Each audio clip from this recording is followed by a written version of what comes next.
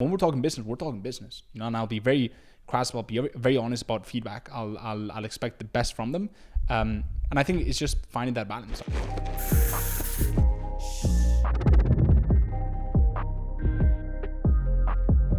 Welcome back to a brand new episode of the Art of E-commerce podcast. You never know with these, they might be super long or it might be super short. One thing I do know is I'm super hungry and I've got lentils for dinner.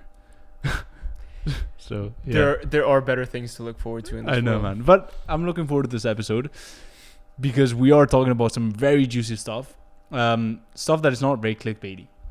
Stuff that may not be clipped. But stuff that I've generally found insane value out of. Which is team building, right? Culture, finding the right talent, how to train them up, how to select the right people, all that juicy stuff. So without further ado, let's go right into it. 100%. Let's do it.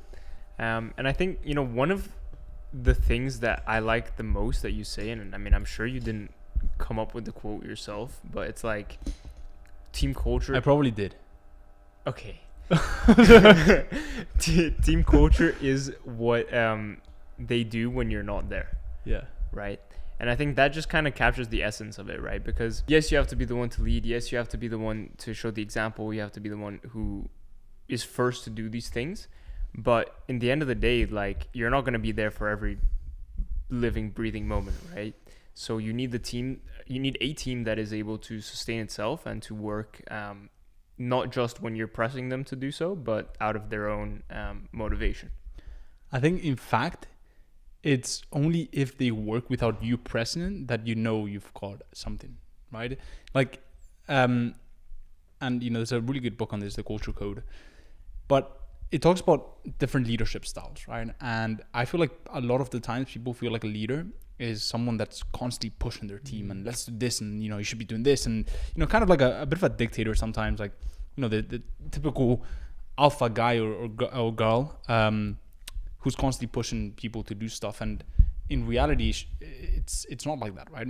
You as a leader, as the CEO founder, you have to set the vision, right? You have to set the principles, morals, values, and then people know what they need to adhere to, right? And people know that people can take the responsibility. In fact, I found that when you're pressing people too much, they come to expect that, and it builds this kind of like dependence on you, right? Like my team members don't need to be motivated anymore, and it wasn't the case. Back in the day, and I say motivated in the sense like telling them to like, let's get this done today. This needs to be like, no, they understand that shit has like deadlines. They know what the deadlines are, but I'm not pushing them constantly, right? I'm not like, hyping them up, right? And they're just generally hyped by the mission and the vision that I've set. And the way I think about this is kind of like, in a way, you almost systemize the mission, right? Like you almost systemize motivation, because I feel like when you take the time to set the vision, right? To set the mission, to set the values, and they don't have to be super complicated when you're starting out. Like it literally could just be like some of the things that are important to you guys and some of the goals that you're shooting for. When you set that at the start and you get everyone onboarded under those missions, then it's kind of like much more scalable, because you're not having to, repeat what's important to you or like have like tough conversations with them all the time, because they already know, right? And it makes everything just much more frictionless and scalable. And it also means that they're working not just for the paycheck, which of course, like especially as you're a starter entrepreneur and you don't have this kind of grandiose empire to offer them a place in, but they're working for something more than that, right? Like as you said, a vision, a direction, and an ethos, right? Mm-hmm. So by being clear with these values, by what you stand for, what you aim to achieve, your mission, these things, and then staying true to them yourself, and being the one who really exposes these yourself, then you can really get people on board to go to that next level and not just be living for the next time you pay them. Mm-hmm. And I feel like that's a little hack that people can use when they're starting their business, right? I feel like it's a lot of people, and fairly some of them, fairly so, right? Like they might think, well, it might be really hard to hire great talent at the start because you've got nothing to show for it, and to an extent that is there's a bit of truth in that, right? But if you show professionalism, like if you show that you really care about this, and obviously, it looks good, right? You have got a really, in the case of an agency, right? You've got a really solid service, right? You've got a really solid infrastructure, branding at some point, like, or even with an e-com brand, like the product is great. You'll be surprised by the type of people you can get on board, because great people sometimes also know that they'd rather work for someone that has a vision that is pumped, that they get along with and believe in something, than just get a bit of a higher paycheck maybe, right? But not be invested at all. And that's one of the things that I've come to realize, especially if it's like the same sort of like paycheck that they would get. And one option is working for a well-established company where there's not much excitement to it, and the other option is working with you and for you. A lot of them will pick the latter option, especially because also they get more responsibility. So I think it's like a lot of people completely underestimate the power that you've got when you're hiring those initial players, and they settle for mediocre people. But that's simply because they don't understand that you can get great talent invested into your vision, especially if you give them that responsibility, especially if you trust in them, if you trust in them when other people haven't.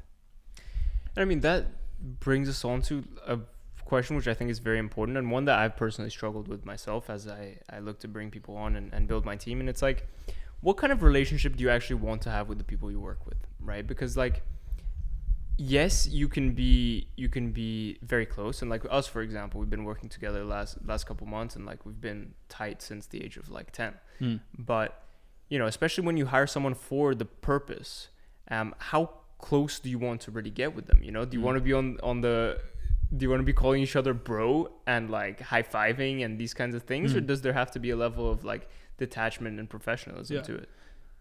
To be honest, even with us, like I think our relationship is a great example. Like when I'm talking business and when we're talking business, like it's professional, like sure, we may have a bit more confidence, but like I think there's a very clear distinction, right?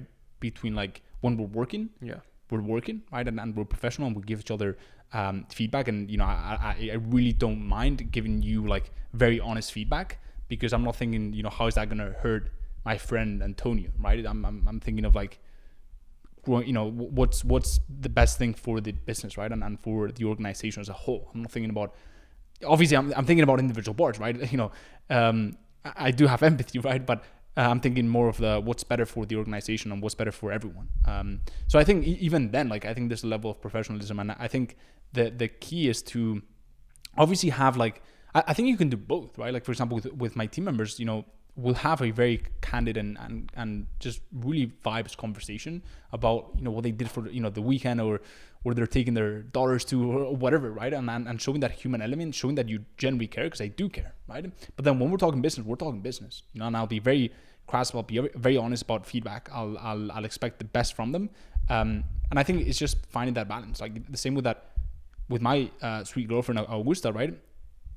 We kind of separate business and personal the same way. If we're talking business, we're talking business, and that's really what's spoken about, right? And there can be like, it can go from business to personal very quickly, but like we know where we're at, at each stage, right? And we know what type of energy we're engaging in. But when it's business, we're focused and we're thinking not so much about each other, but we're thinking about the business, right? The organization. I think that's the key you want to struck. Like for example, if I switch from if I'm talking to some of my team members, right, and I switch from personal to professional, I don't want to hear about like what you did that last week. I don't want to hear about like the dinner you're gonna have in 30 minutes, because like, no, we're talking about business right now, so I don't want to hear it, right? If we then like switch conversation and then we're wrapping up the call, and maybe I'll ask you like, where are you going for dinner, or all that stuff, right? But when it's business, and we're talking and we're looking to make strides. What about when it actually comes to hiring, right? Because a lot of people actually say don't hire your friends or don't work with your family, this kind of stuff. And I mean, with me, for example, you went completely against that. Carlos, your CTO, is also your brother, and you're working with Augusta as well, as you said. So you've literally gone completely against the grain in like the typical advice. Oh yeah. How would you say that's like played out? Is it different to what you were expecting? And like, what's your experience with it so far? That's a great question. That's a great topic. And yeah, I've gone completely against everything that I've been told. like don't mix family and friends with business. And the funny thing is, when I started my first two businesses that I started with close friends of mine, and it didn't really work out. Like, we're still good friends, but it didn't really work out. And so, like, taking that chance again was kind of like, I was still a bit kind of like sore from those situations and from that past experience. But I learned a lot. Right? I learned to set boundaries from the start. I learned to set exit strategies if it didn't work out. I learned to know exactly what the division of work should look like, et cetera, et cetera. So the reason why I do that is because there's certain, and this doesn't happen for all aspects of my business, but there's certain aspects of my business where one of the most valuable traits that I look for is loyalty and trust. And as you scale, you realize that those are some of the hardest traits to find. Nowadays I've got the hiring process and all that stuff very nailed down, and I can find great talent. But finding someone you can, and again, I'm not skeptical. Like, I know there's plenty of people that I can trust. There's plenty of people that would be loyal, but it's one of those traits that it's actually harder to find than people think. And when you've been burned a few times, you kind of stop looking outwards and you start looking home. So that's the first thing, those traits. And then the second thing is, like, I'm a big believer that I want, like, my circle to, like, level up. And I don't want to be like the guy who levels them up. Absolutely not, right? If I can, like, help them in any way, great, right? Obviously, everyone has their different process, and no one is going to level up if they don't choose to level up. All right, I'm not taking any credit for any of that, but I'd rather, like, feel part of that success and like see my people, my loved ones, like, grow next to me and around me, right? Again, not because of me, right? Mm-hmm. But I'd rather see that than, like, just look externally, So I think that's like a cool thing to do, like a cool thing to see, like, see my brother have, like, his own financial success. Again, not because of me, because he fucking works a lot, right? But because I can enable that in many ways. It's really cool to see. I mean, you touched on 2 points there, the trust and loyalty, which are, as you said, hard to come by, not just in business, but in relationships general, like that's something you have to build over time, especially. But okay, so, like, you're going through the hiring process, you're speaking to people, and you've seen some people who you've identified that are really good, be it media buyers or sales closers or personal assistant or whatever you're looking for, right? What other qualities would you say really, like, make someone stand out and that you gravitate towards these people more naturally? Mm-hmm. I think the main thing is a hunger for improvement, and a hunger for feedback. Mm-hmm. I think, we spoke about the importance of being able to get feedback in past episodes, but yeah, like, if they not only, I don't only look for people that can take feedback. That's, like, very, very low level. Like, if you cannot do that, like, ciao, right? But people that are generally hungry for feedback and that generally want to get better. Like, if they're too comfortable, then it's definitely not for me. And I've interviewed a lot of great talent that had big egos and just isn't really the type of culture that I'm looking for. Like, I really want very hungry people. And oftentimes I've gone for people that are probably maybe less qualified, less of a talent on paper, but that have a lot more hunger, given the fact that obviously they do have talent, right? And they've just blown my expectations out of the water. And when I started making those decisions, I was like, should I really hire this, like, 16-year-old? Even though, like, I've got so many other people that are, like, on paper way better than her. Let's do it. Let's try it, right? And when you're genuinely surprised, you kind of, like, come to understand that hunger is just such an amazing trait. And then going a bit more specific on the agency side of things is, like, I want people who take leadership. Like, I want people who are proactive and will speak to clients when they don't have to, right? But they just want to. They're passionate about what they do. They want to make sure, they feel like their client is not just my client, but it's their client, it's the agency's client, right?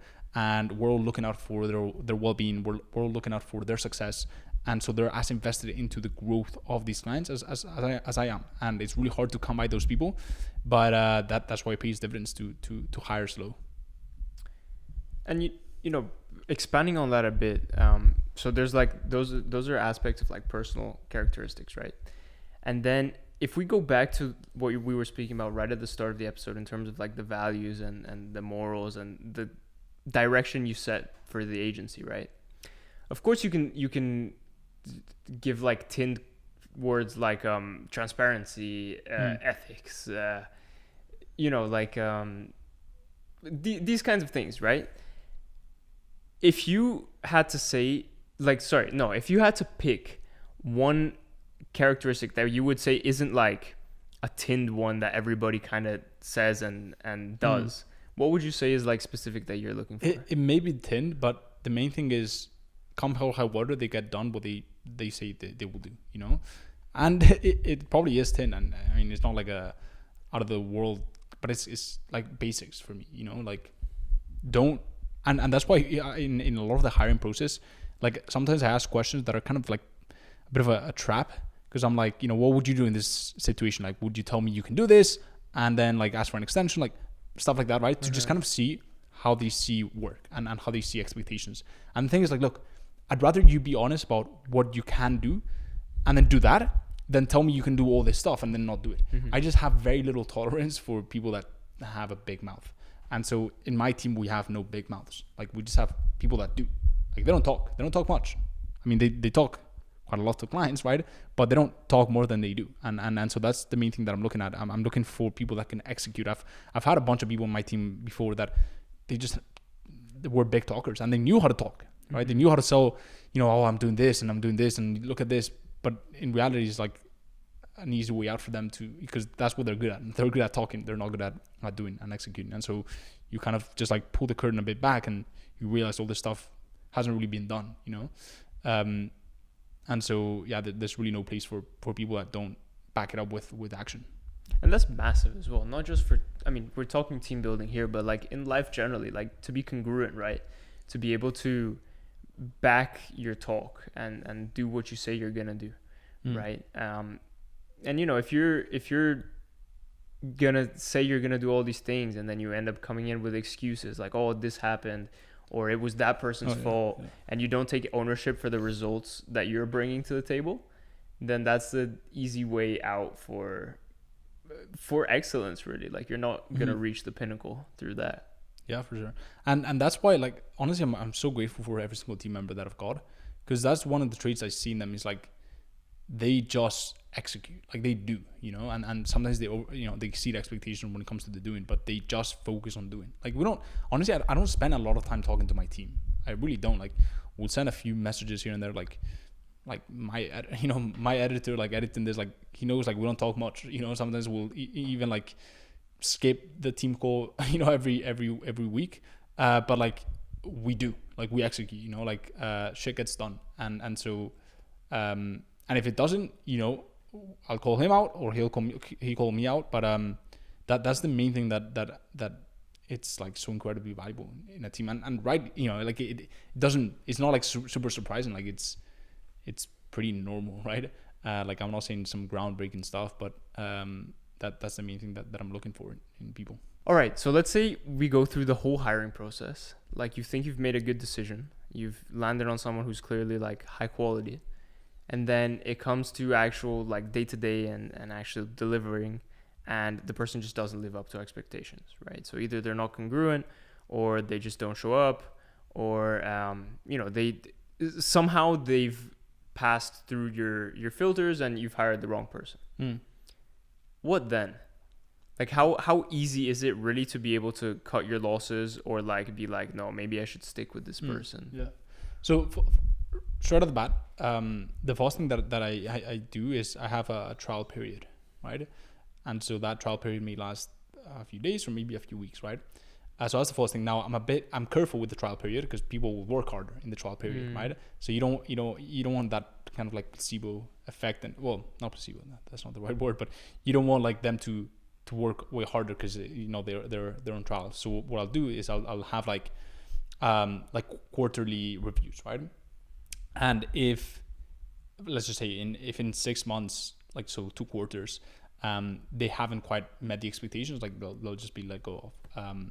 So then I'm kind of like safeguarding myself for a 6-month period, right? But then if it turns out to be a really, really wrong decision, I mean, there's really no point in keeping this person for much longer. I think you'd be doing this person a disservice as well, right? So, I always try to end on a really good note. I always try to like find a way for them to like, find a different place where they can maybe thrive. But I'm very clear about the expectations, and I'm very clear about the fact that we're not gonna work, right? And I'm also not too butthurt about it, because usually I have a backup option always at all times, right? That has been through the hiring process, but just didn't quite get the final cut. But maybe we made a wrong decision, so that's why we have this backup. That's kind of the way I structure it. Like I do believe in you want to hire slow and fire fast. But also I don't believe in, like, I do want to say this with a caveat, because I feel like when you're a beginning entrepreneur, you don't really know when you should actually fire or whether you're just impatient. And I think that's another thing that you want to keep in mind, because a lot of times when I was starting out, I was like, I'm done with this person, right? And maybe like it's your fault because maybe you haven't communicated right enough, like, and so instead of like making rush decisions, then maybe you can sit down with this person and really ask those hard questions, like, what is going on? Is there anything that you don't like? Why are you not doing this? Why are you not doing that? Instead of bottling it up and then making this rush decisions. As you begin to know yourself better, and as you begin to know that you've set the expectations very clearly and it's clearly their fault, then you can make those decisions. But yeah, just a word of caution for if you're starting out, like, you may think it's them, but maybe it's just you, or maybe you just haven't given them enough time to truly prove their worth, if it's a performance-based skill. Gotcha. No, and yeah, as you said, like at the start especially, it's being able to tell the difference between genuine incompetence and impatience on your side, 100%. Right? And that is a skill that's it's hard to develop, and it does take time, and sometimes you may just keep someone on for way longer than you should. Yeah, that's another big drawback. Like it's just such a fine balance, like, maybe you're keeping this person way too long, whereas you should fire them, or maybe you're like not giving them enough time. I think it all comes down to like, have you set the right expectations, and have you had those tough conversations with them? For sure. Some big tips. Yeah, and I think that's a good way to put a wrap on it and send it. So if you're watching on YouTube and you've enjoyed this podcast, only if you've enjoyed it, go ahead and smash the like button. Helps out with the algorithm, the whole channel. We'd really appreciate it. Also, go ahead and make sure that you subscribe and hit the little bell icon so you never miss any of the upcoming episodes. And if you're listening audio only, Apple Podcasts, Spotify, wherever you listen, go ahead and make sure that you either leave us a review, or actually both, leave us a review and subscribe to the pod so you don't miss any of the upcoming episodes. With that being said, thank you, Tony. Thank you for listening in, and I'll see you on the next one. Peace.